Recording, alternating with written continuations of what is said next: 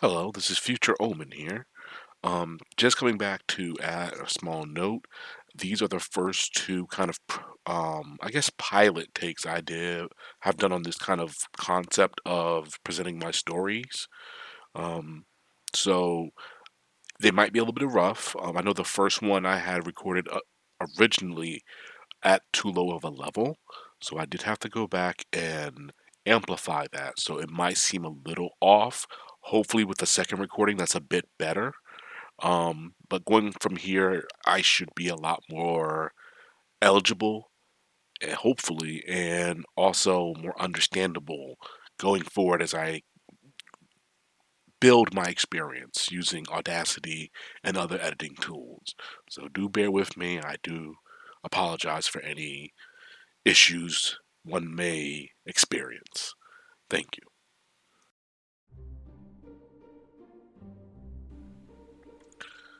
So I don't really know where to start, so I'm just going to start. The core concept that I'm working with currently for the very basis of this OCU or Open Creative Universe is around the idea that there are multiple dimensions of reality. And the one that I'm going to be focusing on is just one of many. So it's by no means the end all be all. What I also want to explore, if possible, would be just how different the different realities would be. How, as Hakiri becomes more powerful, he only is able to do so by abandoning the very concept of a form. Because from dimension to dimension, what form is tremendously different, to the point the differences could be something that would drive someone completely out of their fucking mind. So, in this particular dimension, you have the stories that's going on with the Nexus being the focal point.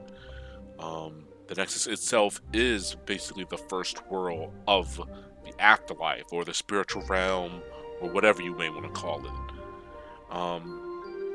Note this now, I think one of the big problems I'm going to have going forward is using certain terminology for certain concepts, because remember, each dimension is an entire plane of existence. That means every planet, every life form, all in one. This is their shared afterlife.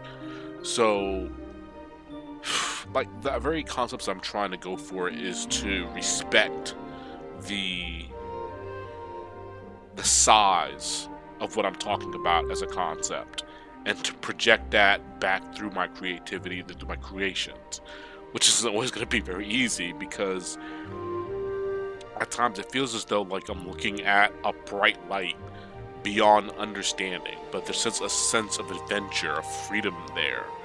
And that's what I want to embed in my creativity and, well, my writing. But I'm still not fully sure how to do that in a way where that is conveyed properly. I think where I'm at right now, creatively speaking, is a bit of a crossroad of concern of effectiveness. Like, I appreciate the art of language, but I also understand that if one wants to be effective, one has to be very decisive with their wordplay, as I'm doing now, honestly, now that I'm thinking about it. Back to the universes for a moment. The idea is to start off with the Nexus, because there needs to be a jumping point for the other worlds to be created. But this will have a bit of an echoing effect, because the Nexus becomes kind of the most important world.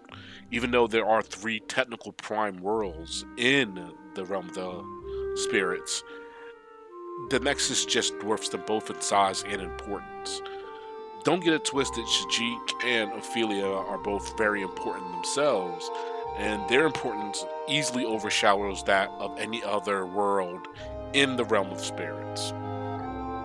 It's just that they are kind of the representation of both heaven and hell, from the most traditional standpoint as well as the most conventional standpoint. Just to get a little bit into it now, Um, Ophelia, I really kind of envision being kind of a heaven-like world, but I also feel a lot of themes of fae, like elves and pixies and fairies, and unicorns and Pegasus. They would fit beautifully well within that realm. Meanwhile, with Shajik, I was kind of looking more to the world of hell, but how I looked at hell was crazy different. I kind of see it more like a very feudal society. There's a lot of order, but the order is through more severe means. They are more likely to be violent, but there's a lot of respect and honor in that violence. It's a complete flip-flop from what you would expect from Ophelia, but Shajik and Ophelia both kind of bleed into the Nexus, so you would see more of a middle ground with those kind of elements, as well as a lot more. Remember, this is the afterlife for every species in that reality. So it becomes a bit of a mixing pot of a lot of cultures and concepts. But what I'm trying to show is a kind of a mirroring of the ones that make the most effect. Now,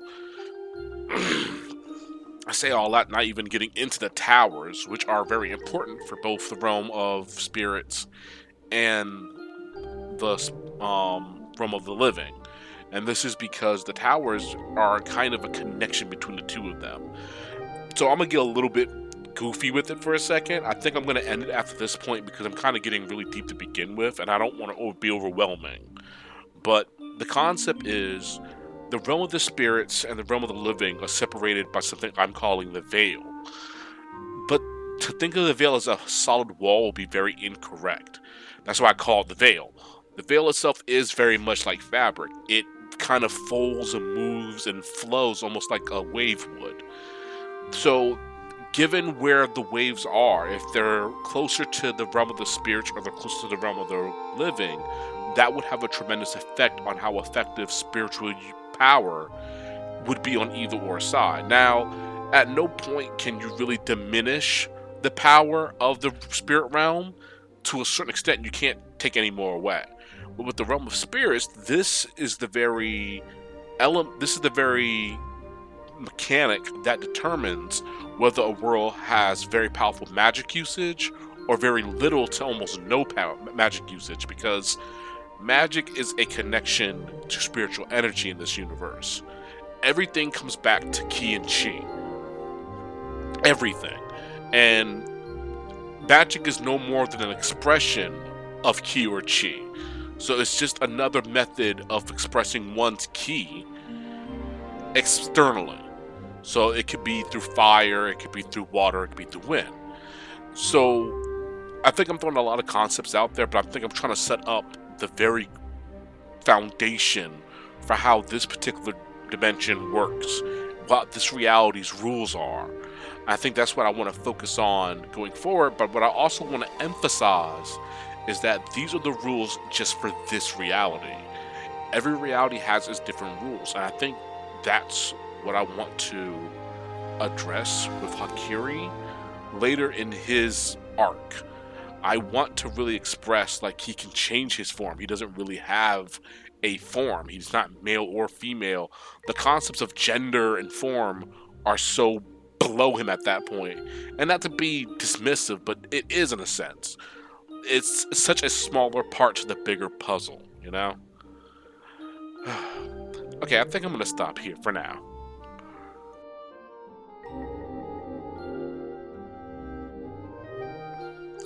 Hello. This is another little storytelling notes for Hoshi and for Kaz, I guess, predominantly. Maybe Lopin if he's actually interested in listening to it. Just kind of going over some of the stuff we talked about in the last recording. I guess kind of giving it a bit more foundation. So before I go any further, I guess I should explain a bit how the base systems of this universe works, such as ki and chi. There'll be other terms I'm going to be used going forward a lot, and I think speaking about it right now, this little side note would be a good opportunity to kind of get it out of my head and to hopefully get some feedback by explaining it to other people to see if what I'm envisioning is being relayed properly through my storytelling capabilities, if that makes sense. Blah, blah, blah, blah. Word salad. Anyways, um, so in this universe, I'm thinking, well, just in general, for all the universes, the multiverses, all of that, there's a core concept of the River of Souls, which is the best way for me to put it is to imagine the same way you have veins in the human body, you would have that throughout the majority of existence. And there's a little asterisk there for a reason. That asterisk basically represents those dimensions of reality that are disconnected from the River of Souls, which can happen and is typically a symptom of a dimension going into kind of a state of decay. Basically, a reality should only last for so long overall. All things have its ending point. And while one can do certain things to rejuvenate a dimension or reality, at some point, everything needs to be reset. The whole concept behind the creator's Hakiri side or destroyers like Era side, destroyers are so important are because they are required to destroy those dimensions to break them back down to the essence of existence so they can be rebuilt into a new dimension of reality. It's kind of a constant cycle of sorts.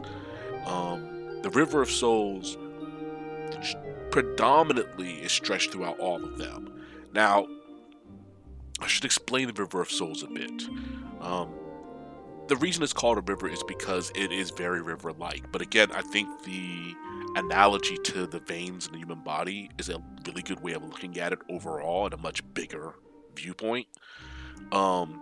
They're basically like massive streams of energy, but this energy is literally conveying and carrying an untold amount of souls through it at all times, going through different states of rebirth and not resurrection, but rebirth and reincarnation.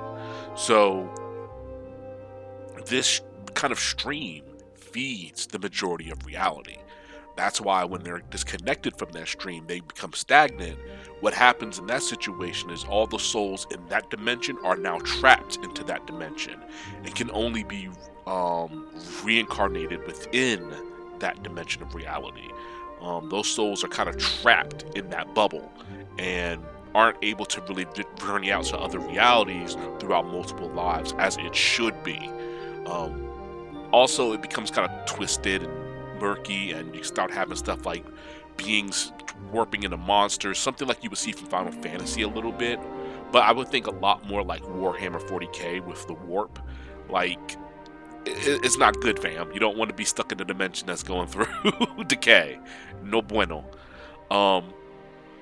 But the River of Souls is it links the majority of realities together, and it's one of the omnipresent things about all of existence within the rules of my universe.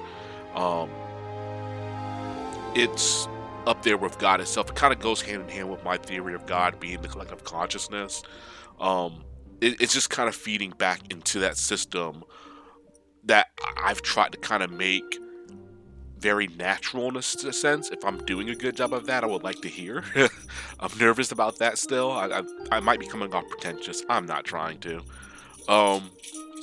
But these are just the concepts I've been throwing around when it comes to my creative writing, because I feel like it gives a lot of freedom to a creator to really play around in the universe with these kind of rules in play, you know? It makes you kind of re-question things, like it's not so much the question of what is the meaning of life, but more what is the purpose of existing, you know? It becomes bigger than the typical level stuff that I've personally been experienced to. And I guess kind of has become a reflection of what I would like to see more in creatively in the universe, but kind of feels nowadays a bit lacking. I feel like everybody's more interested in doing remakes. It drives me crazy. But a good example I can kind of refer back to something else actually would be For Men in Black. there was a moment where they're kind of doing a zooming out of marbles, and each marble was representation of a universe.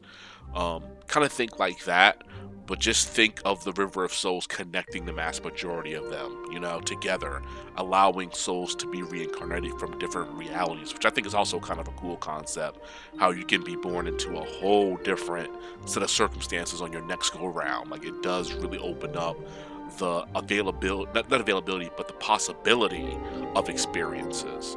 So a soul can become very matured and varied as a result of that. And I think whatever convictions and beliefs a soul collects throughout those lifetimes will become solidified throughout certain experiences being repeated throughout different lives. So it would be a very interesting character study vehicle in a way. Again, maybe I'm just going off. I do that a lot. Okay, I'm almost at 10 minutes. I'm actually going to try to hit 10 minutes this time. So let's see what other ideas I can or other thoughts I can throw into this. Besides the River of Souls, is also something I call the Veil. This is going to kind of be a separation between the realm of the living and the realm of spirits, the realm of the dead, afterlife, whatever the hell you want to call it. This is kind of a wall that protects both sides from any heavy influence from the other side. Now, when I get to the Great War, you're going to find out that it does have an effect, and it does have consequences. During the Great War, the effects of the war itself caused magic to basically kind of get nerfed, and spiritual capabilities and powers to get heavily nerfed in the realm of the living, at least in certain sectors of the realm of the living, as a result of all the chaos and crazy bullshit that was going on back in the realm of the dead, in the Nexus. So the Veil basically was kind of pushed by the other side, kind of going hog wild, and that's kind of a rule that it persists throughout my writing with this particular set of stories I want to tell. That Veil has now started to kind of go back the opposite direction. What's funny is it has more of an effect on the realm of the living than it has on the realm of spirits. So it's really a protection for the realm of the living. Basically, it's disallowing really powerful beings just to come from the realm of the spirits and just wreck shit, In fact, beings that come from the realm of the spirits to the realm of the living typically have to deal with something called burn back. I think I've explained this a little bit to Hoshi, but I kind of can do a little bit better of a job now, I feel. Burn back is basically the consequence of using too much spiritual power too quickly, too raw, too directly. And in the process, it produces a stupid amount of heat. This is kind of a consequence. Everything has a consequence to it. So, the more you kind of wig out and show off how powerful you are. Basically, Goku would light himself on fire doing some of the antics he did in Dragon Ball Z. But by the same token, he did that by gaining those abilities in the realm of the living. So in truth, he would build up a bit more of a tolerance to burn back and would be able to work around it better than somebody directly from the spirit realm. The spirit realm, you're just going to use your raw power. It's just what everybody does. It allows you to use your power at its strongest. But doing that directly in the realm of living can be very dangerous, if not downright explosively bad. So no bueno again. But somebody like Goku would probably be okay because he developed those capabilities in the realm of the living. So as he developed those capabilities, he kind of built up that defense against that kind of burn back scenario. This is the same kind of principle that applies to AGs later, artificial gods. Those born in the realm of spirits are powerful, but if you bring them over to the realm of the living, they're not that strong because that buffer is going to hit them harder because they're so much more accustomed to using their abilities in a more direct and raw manner. Meanwhile, if you was to create an AG in the realm of the living and bring them to the realm of spirits, they would have a tremendous leg up in power because that almost temperance means they had to work harder to be able to use their full capabilities. So now that they're in a dimension where they don't have that restriction on them, they're just going to go they're going to womp on somebody. It's going to be pretty ugly.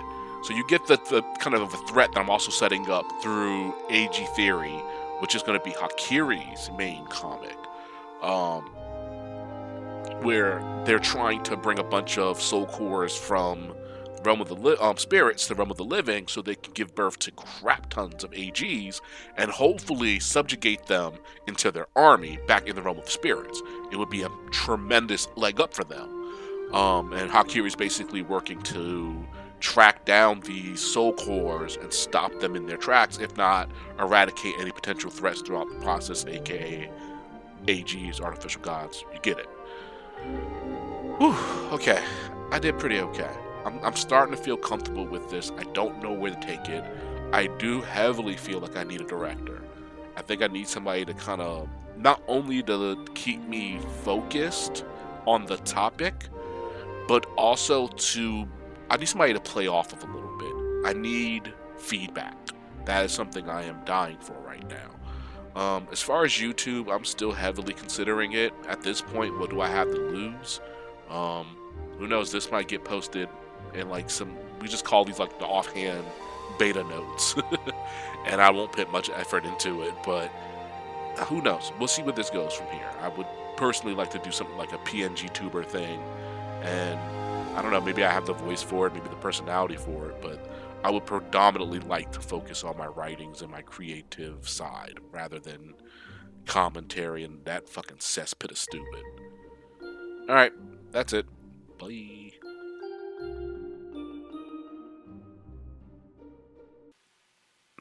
So I did kind of want to throw this in as a little bit of a bonus, my second try at this actually.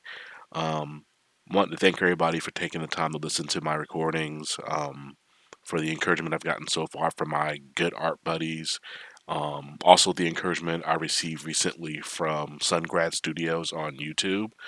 I am hoping that this series could somehow be an inlay to me maybe getting a writing career in the industry or even vocal acting. I would be very interested in doing. But as of now, I'm trying to stay humble and just put out my creativity out there and see where it leads.